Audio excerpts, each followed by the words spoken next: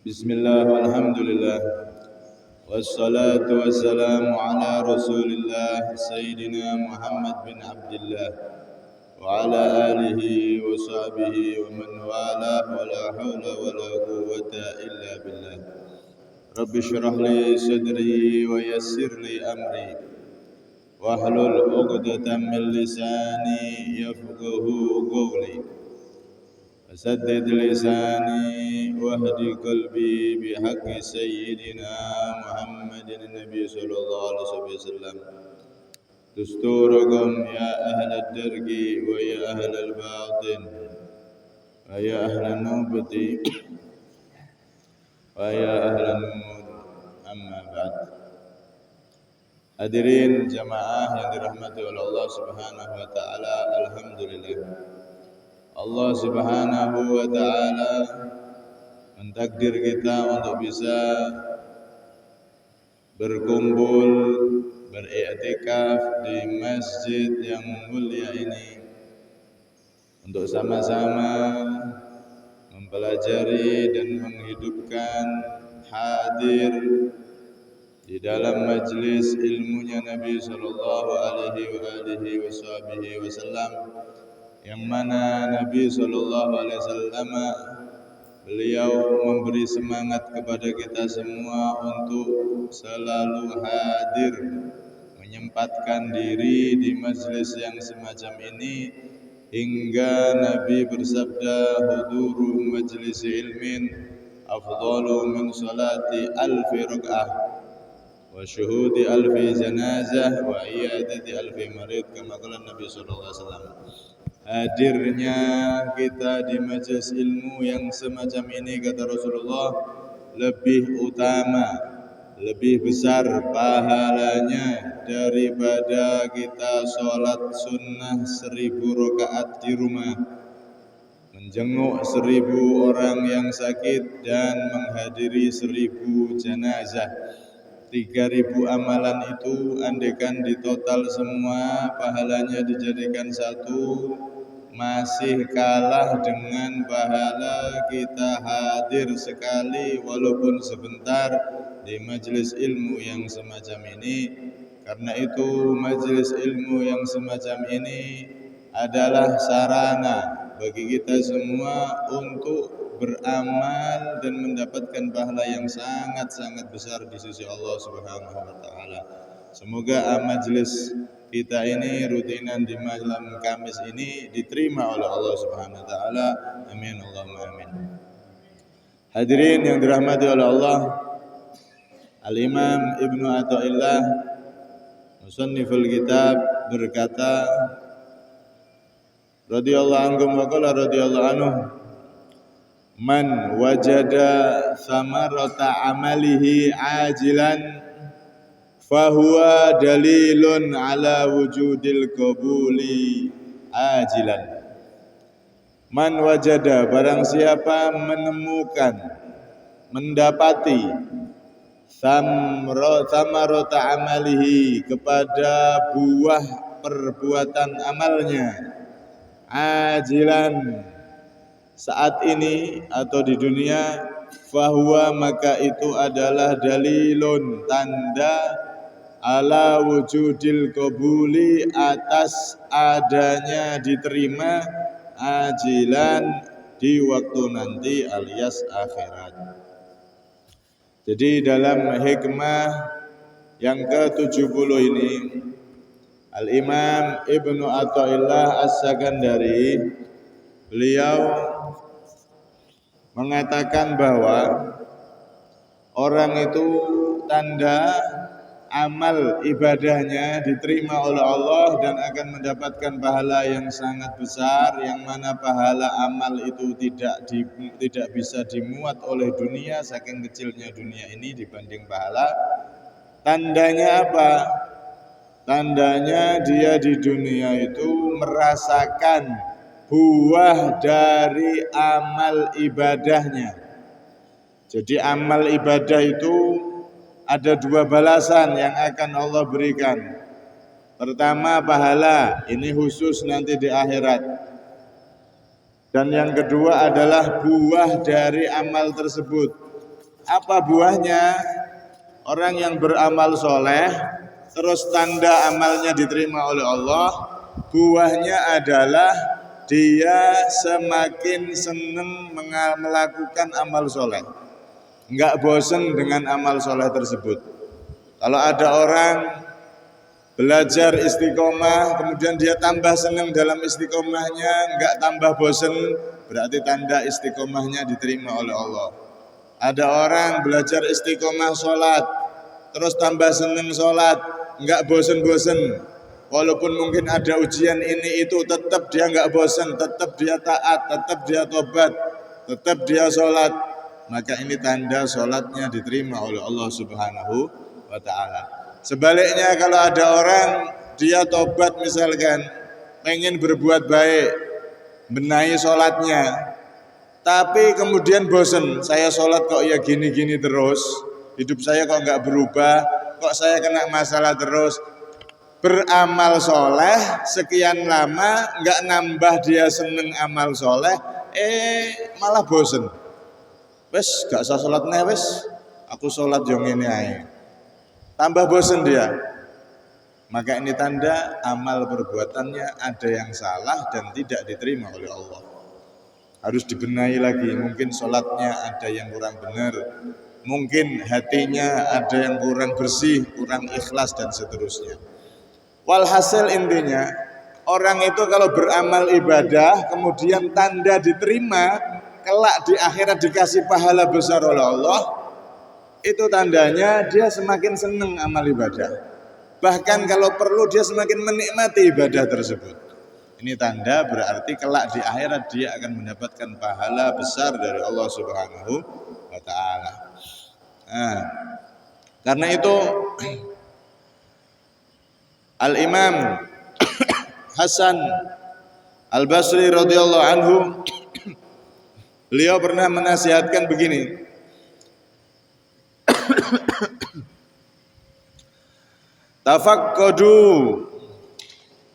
Tafaqqudun al-halawah fi salat. Mereka para orang soleh itu meneliti al-halawah, rasa manis alias tambah seneng sebagai tanda amal ibadahnya diterima. Mereka teliti fi salat dalam 3 hal.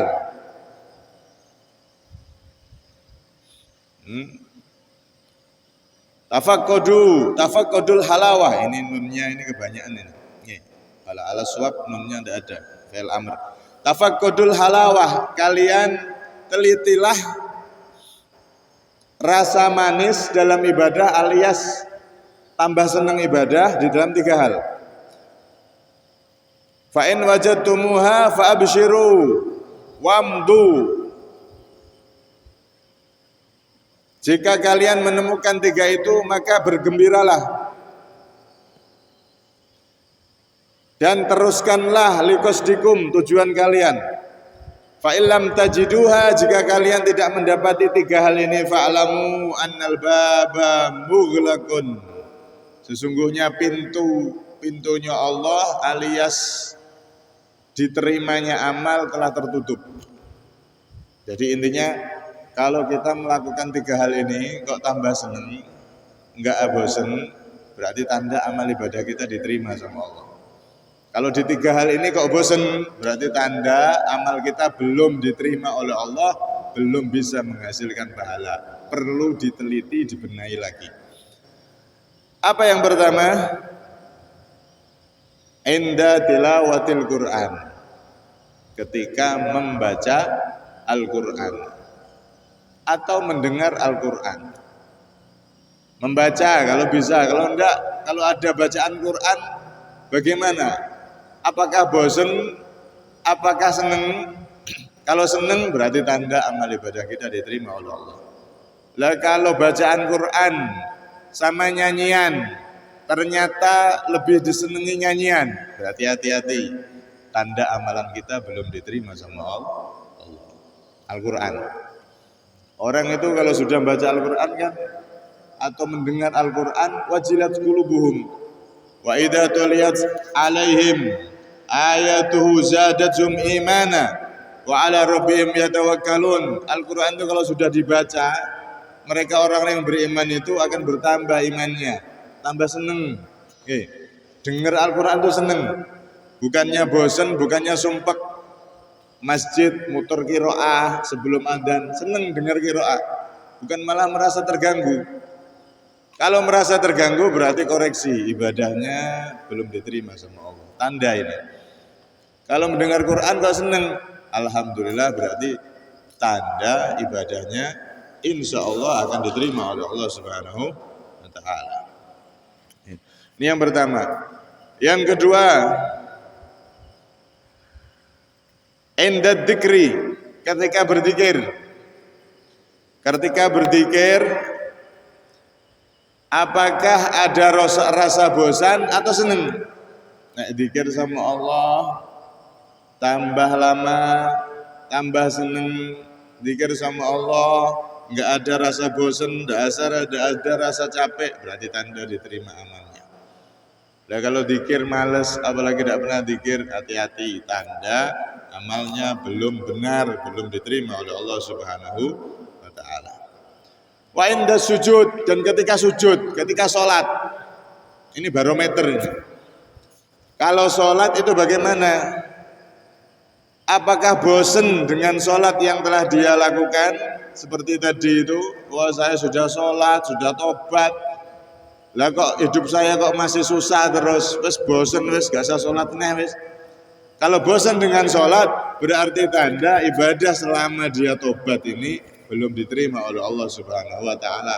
Ya mungkin karena masih ada kesalahan dalam melakukan sholatnya, wudunya belum benar, cara sujudnya, rukun-rukun sholat, bacaannya dan seterusnya ada yang belum benar mungkin. Kalau sudah benar semua, mungkin hatinya belum ikhlas, masih ada riya, ada pamer dan seterusnya. Jadi kalau kita itu seneng dengar Al-Quran, baca Quran, seneng zikir dan seneng sholat, tidak bosen, tidak merasa capek, tidak ada perasaan bosen pengen berhenti, tidak, tambah seneng, itu tanda amal ibadah kita diterima oleh Allah Subhanahu wa Ta'ala. Okay.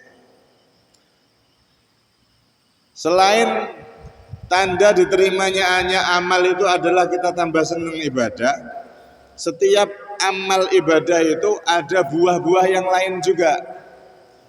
Contoh tadi sholat. Sholat itu termasuk tanda diterima oleh Allah. Selain kita seneng dengan sholat itu, tidak bosan, juga sholat itu bisa membuahkan buah-buah yang lain. Di antaranya Allah Subhanahu wa Ta'ala menyebutkan di dalam Al-Quran bahwasanya innas sholata aqimis sholah innas sholata tanha 'anil fahsya'i wal munkar. Dirikanlah sholat, sesungguhnya sholat itu bisa mencegah dari perbuatan keji dan mungkar. Orang itu kalau benar-benar di dalam mendirikan sholat, syarat rukunnya dilakukan dengan benar, pasti akan berbuah apa?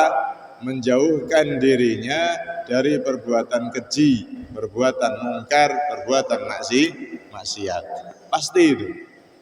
Orang itu kalau jaga sholat, sholatnya dengan benar, pasti akan berbuah. Dia semakin jauh dari kemaksiatan, semakin jauh dari segala sesuatu yang jelek.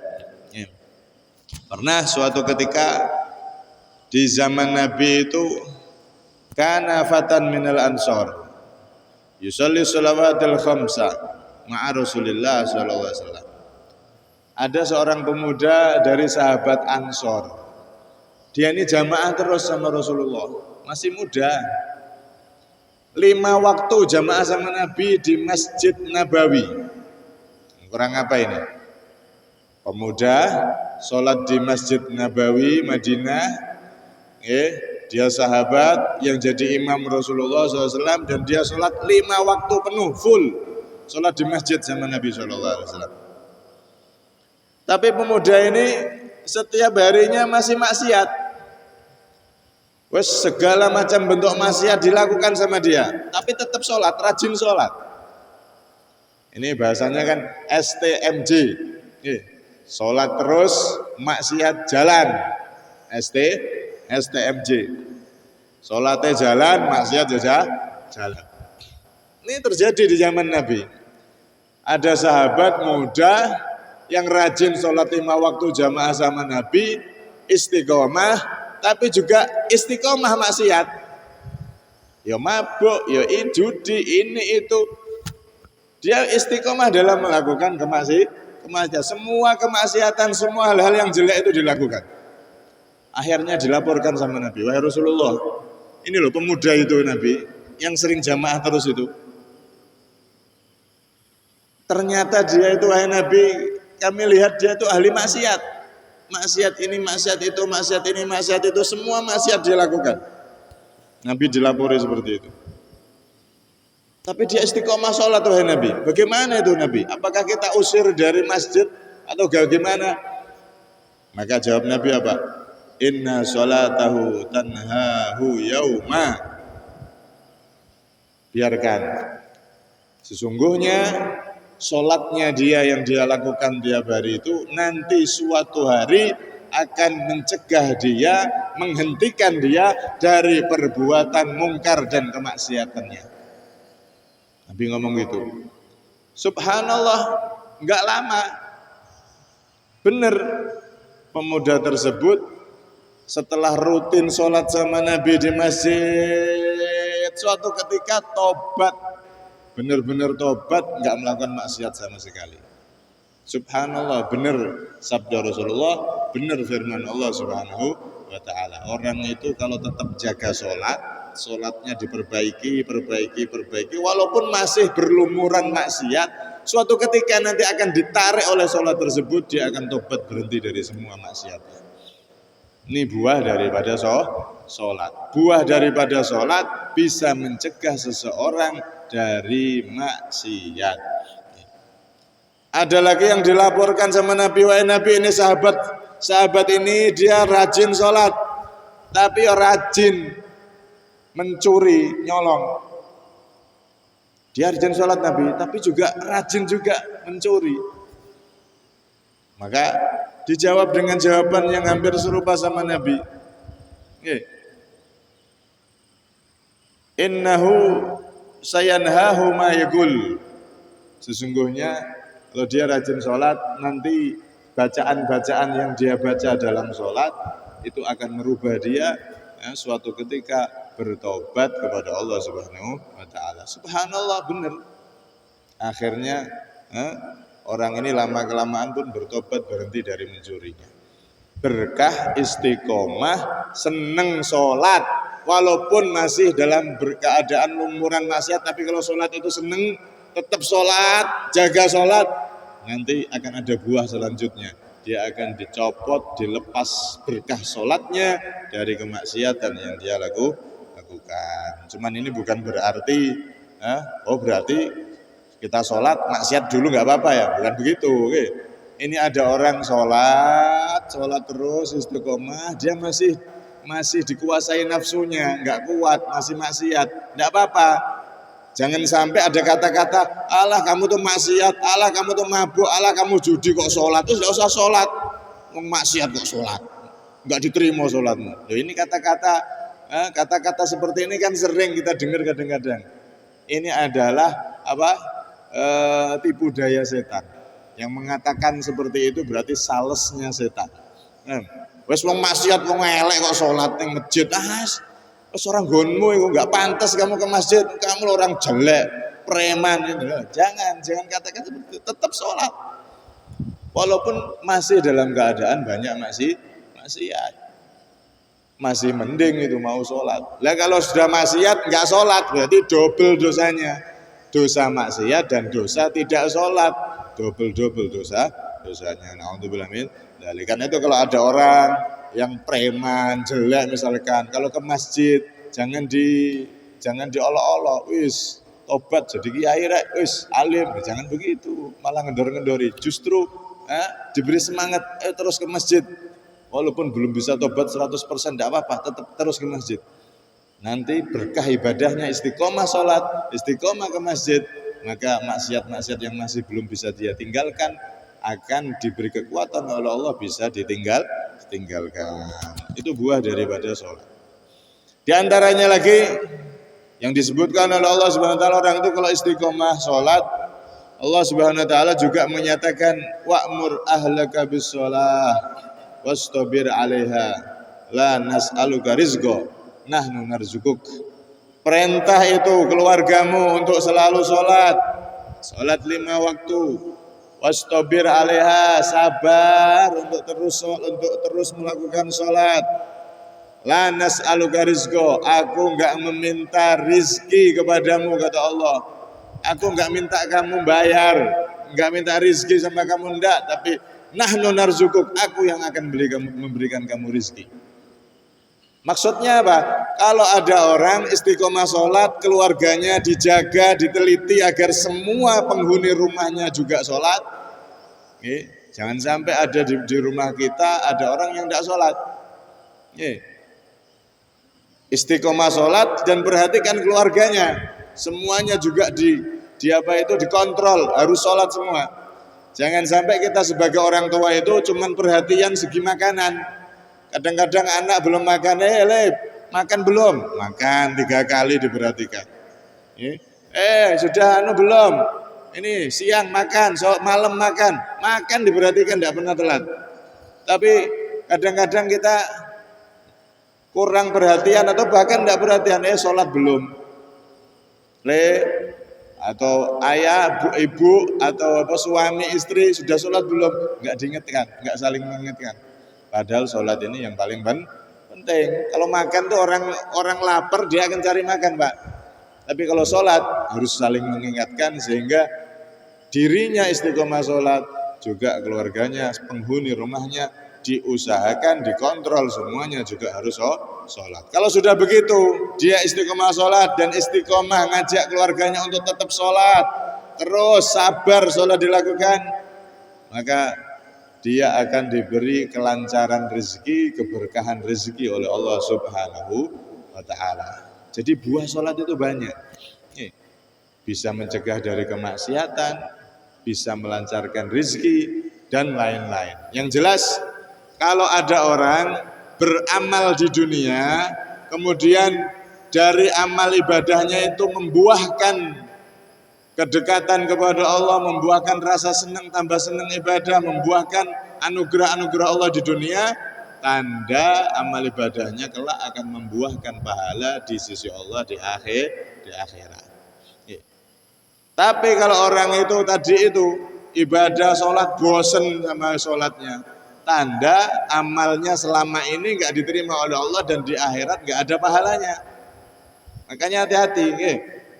Jangan sampai kita punya rasa bosan dengan istiqomah, rasa bosan dengan sholat, rasa bosan dengan amal soleh, rasa bosan dengan ibadah. Harus berusaha. Ya mungkin namanya orang kadang ada rasa capek ini itu, tapi harus dilawan. Enggak langsung, Pak, orang ibadah, tobat, berusaha membenahi ibadahnya, kemudian dia menikmati, pengen terus sholat, ketagihan sholat, senang sholat, itu enggak langsung. Harus dilatih dulu memang. Jangankan sekelas kita, ada orang namanya Imam Utsbah Al-Ghulam. Imam Utsbah Al-Ghulam ini, beliau mengatakan bagaimana? Kabatul laila isyrina sanah thumma tana'amtu bihi isyrina sanah. Aku ini meningkatkan ibadah sunnah kalau malam tahajud. Itu ya jatuh bangun selama 20 tahun tuh aku merasakan payah, merasakan capek, merasakan sumpek ini itu selama 20 tahun, tapi aku bertahan untuk tetap istiqomah setiap malam aku bangun. Selama 20 tahun. Aku merasakan berat dalam sholat, berat dalam qiyamul lail, dalam tahajud. Tapi setelah berlalu 20 tahun, maka aku pun merasakan nikmat, tambah seneng tahajud, merasakan manisnya tahajud selama 20 tahun. 20 tahun pahit, setelah itu 20 tahun manis dan seneng tahajud itu dianggap hobi kesukaannya. Sama kita itu kalau meniti jalan kembali sama Allah, tobat, kadang-kadang memang sholat itu terasa berat dan seterusnya. Terus tapi jangan sampai berhenti. Jangan sampai bosen akhirnya berhenti, jangan. Tapi terus walaupun ada rasa berat ini itu, teruskan sampai sholat itu akan menjadi kebutuhan darah daging kita. Seakan-akan kalau kita tidak sholat tidak akan bisa. Jadi kebiasaan yang benar-benar melekat. Kalau sudah begitu, nah itu tanda berarti kita amal ibadah kita diterima oleh Allah Subhanahu wa taala. Lah kalau sudah membenahi diri sholat ibadah, malah bosen, malah berhenti. Ya, itu tanda amal ibadahnya selama ini tidak diterima oleh Allah Subhanahu wa taala.